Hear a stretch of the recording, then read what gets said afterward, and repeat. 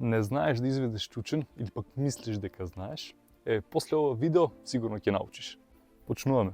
Шипката е цврсто залепена за трапезите, лактите се навнатре, не штрчат нанадвор. Карлицата е во неутрален положај, значи не е зародирана напред или пак наназад. Од тука, за да поедноставиме, имаме две отварања, отварање во колковите и отварање во колената. Најпрвим движењето почнува со лесно отварање во колковите и од тука се отвараме во колената и колковите истовремено. И при тоа се спуштаме долу. Приметете, шипката треба да се движи право надолу, да нема никакви кривини.